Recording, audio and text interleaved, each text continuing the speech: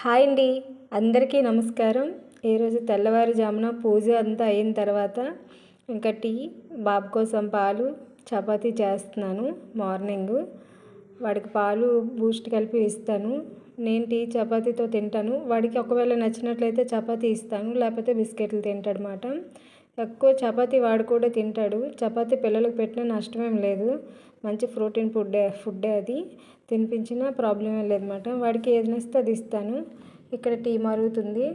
ఇంకా మార్నింగ్ లేవగానే టీ పడితే కదా మిగతా పనులు ఏవైనా చేయగలను. ఖచ్చితంగా నేనైతే టీ తాగుతానని ప్రతి వీడియోలో చెప్తాను. అది నాకు అలవాటు అయిపోయిందన్నమాట. చపాతీలు మెత్తగా రావాలి అంటే నేను ఏదైతే కాలుస్తున్నానో ఒక సైడ్ కొంచెం కాలిన తర్వాత మళ్ళీ తిరిగేసి ఆయిల్ వేసుకుంటే అప్పుడు స్మూత్గా ఉంటాయి. చపాతీ అనేది హార్డ్ అవ్వదన్నమాట. ముందు ఒకవైపు కాల్చుకొని, అంటే లైట్గా ఒకవైపు కాల్చుకొని తర్వాత అటు ఇటు గడికి తిరిగేస్తాం అనుకోండి చపాతీని, అది హార్డ్ అయిపోతుంది, గట్టిగా అయిపోతుంది అన్నమాట. ఒకవైపు కాల్చుకున్న తర్వాత స్మూత్గా దాన్ని హ్యాండిల్ చేయాలి. ఒకవైపు కాల్చిన తర్వాత ఇంకో వైపు కూడా కాల్చుకొని అప్పుడు ఆయిల్ వేసుకున్నాము అంటే స్మూత్గా స్పాంజిల్లో ఉంటాయి చపాతీ అనేది. ఇలా ట్రై చేయండి. ఇంకా చపాతీ కూడా తినిస్తుంది అన్నమాట. వాడికి పాలు, నాకు చపాతీ ఇంకా అయిపోతుంది, కంప్లీట్ అయిపోద్ది మార్నింగ్ మాది. చిన్నవాడికి పాలు చపాతీ తిన్నా సరే తర్వాత ఒక 10:30కి 11 కల్లాగా పూరి ఉంటే పూరి, ఇడ్లీ ఉంటే ఇడ్లీ ఏదో ఒకటి పెడతాను అనమాట వాడికి. ఖచ్చితంగా ఇది తినేసిన తర్వాత ఇంక ఇది తిన్న తర్వాత మొక్కలకి నేను ఈవినింగ్ అయితే వాటర్ పోయలేదు, బాగా వాడిపోయినలాగా అయిపోయినాయి. అందుకని చెప్పేసి వీటికైతే వాటర్ పోస్తున్నాను. చాలా ఇష్టంగా పెంచుకుంటున్నానండి. నిజంగా చెప్పాలంటే మన చేతులతో వేసుకున్న మొక్కల్ని అలా చూసుకొని అవి పెరుగుతూ పువ్వులు ఇస్తూ ఉంటే మాత్రం ఆ థ్రిల్ అనేది నిజంగా వేరే. అసలు అంత హ్యాపీనెస్గా ఉంటుందంటే ఇంట్లో ఇలాగ బాల్కనీ దగ్గర గార్డెన్ రోజు చూసుకుంటుంటే చాలా సంతోషంగా ఉంది. ఒక్కసారి ట్రై చేయండి మీరు కూడా మొక్కలు పెంచడానికి. అవి ఎంతో ఇష్టాన్ని ఇస్తాయి అన్నమాట. నిజంగా మనకు బాగా అలవాటు అయిపోతాయి. ఒక్కరోజు వాటర్ పోయిపోయినా సరే ఖచ్చితంగా అవి ఏంటంటే చిన్న కుండీలు కదా, కొంచెం మట్టి వేస్తాం, రూట్స్ అనేవి ఎక్కువగా ఉంటాయి కాబట్టి వాటికి కూడా బాగా అంటే వాటర్ వేయకపోతే వాడిపోయినలాగా ఉంటాయి. అందుకని చెప్పేసి వాటర్ వేస్తున్నాను వాటికి. ఇంకా మీకు చూపించాను కదా కాలీఫ్లవర్ అండి, క్యాబేజ్ పువ్వు అంటాం కదా, కాలీఫ్లవర్ అయితే ఈరోజు కాలీఫ్లవర్, టమాటో, బంగాళదుంపలు కర్రీ చేద్దామని చెప్పేసి తీసాను. ఇంకా అవే ఉన్నాయి ఫ్రిడ్జ్లోని. పొత్రకోబి అంటే క్యాబేజీ బుట్ట, ఎక్కడ ఒరిస్సాలో పొత్రకోబి అంటారండి.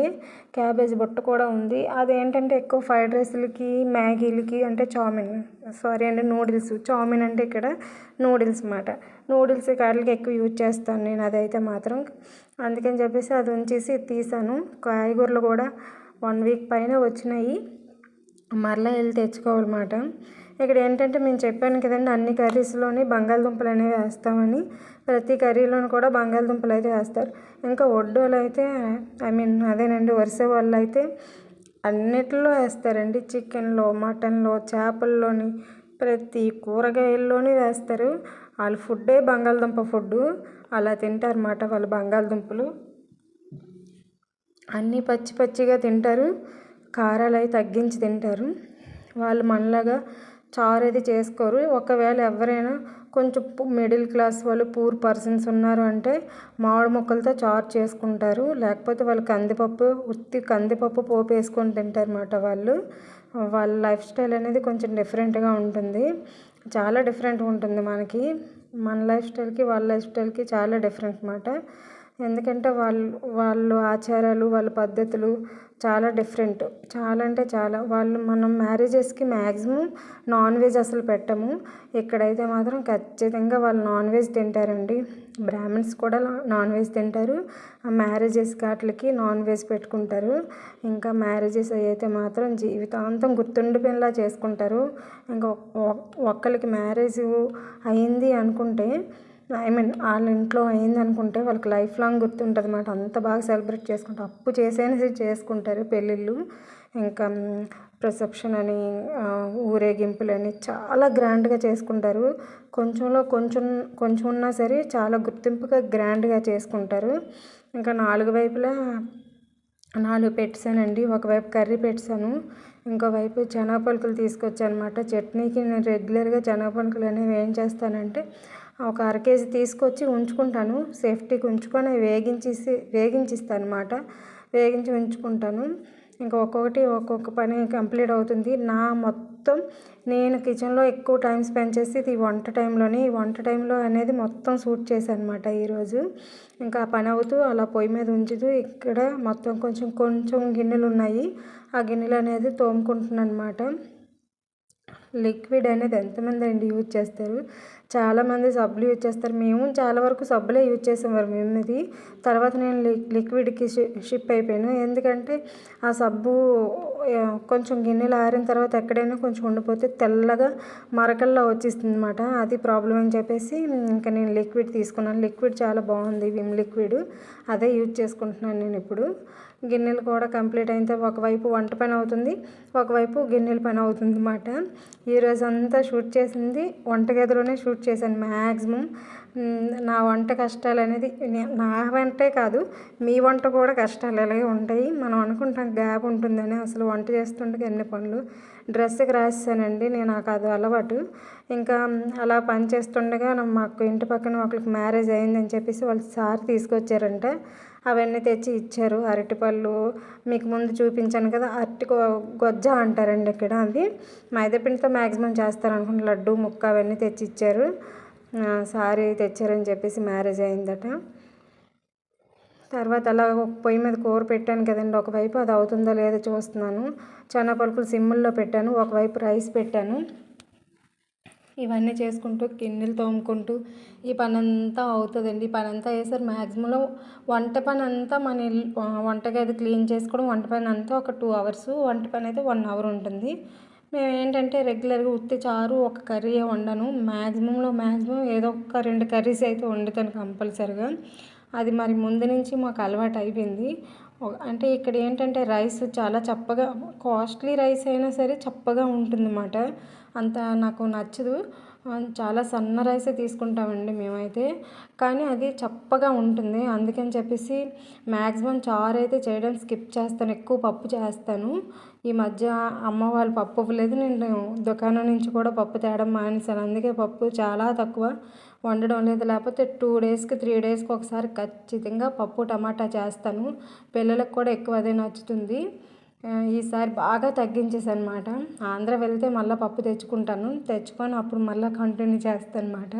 కొనుక్కుంటాను, కాకపోతే ఏంటంటే వెళ్ళి తేడానికి కొంచెం బద్ధకం, అంతే, ఇంకేం కాదు.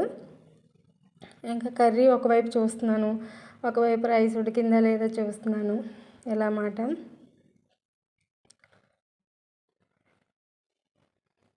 వండుతుండగా పలుకులు కూడా తింటున్నానండి.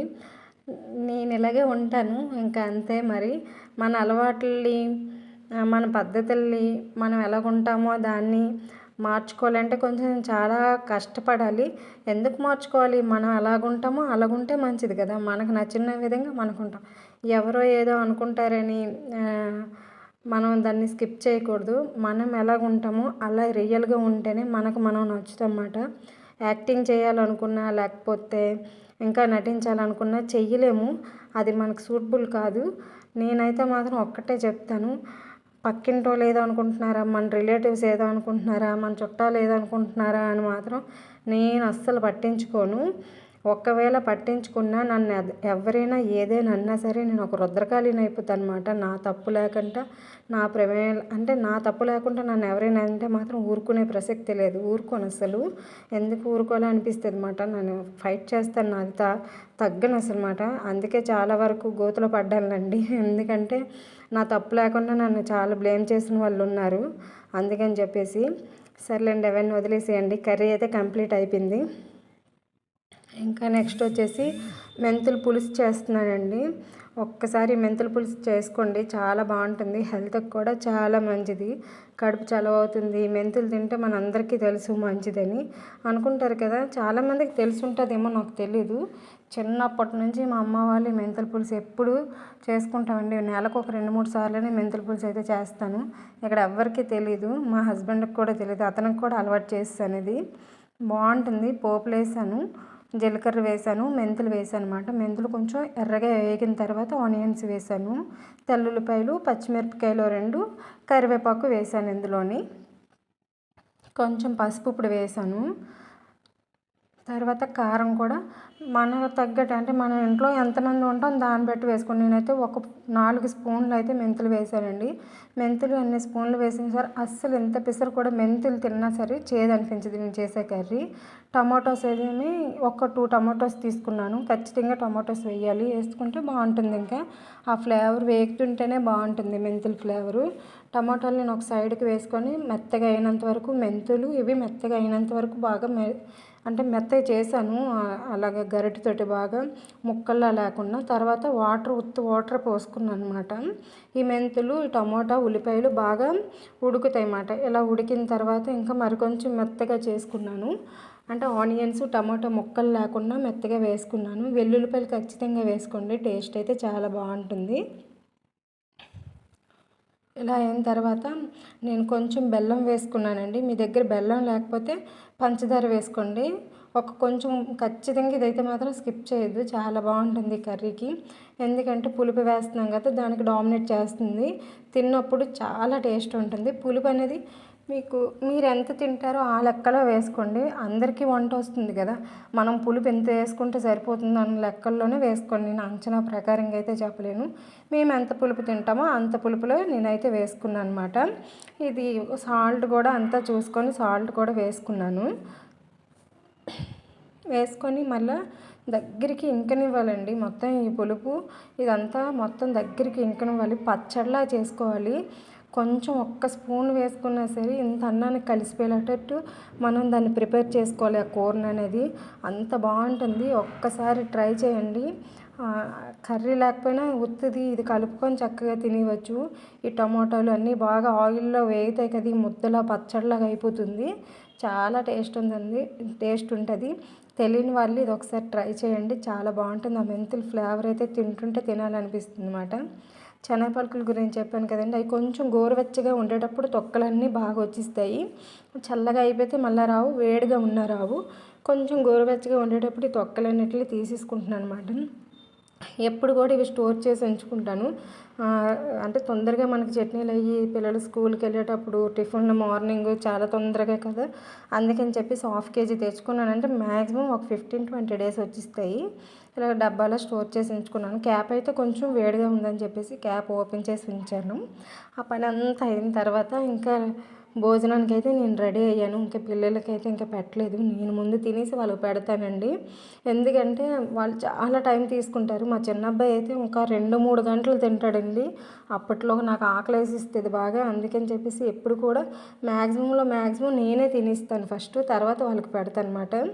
నా కర్రీస్ అయితే ఇవి. కర్రీ మీకు చూపిస్తున్నాను కదా, మెంతుల కూర, అది కూడా కలుపుకొని తింటున్నాను. వీడియో నచ్చినట్లయితే లైక్ అయితే ఇవ్వండి.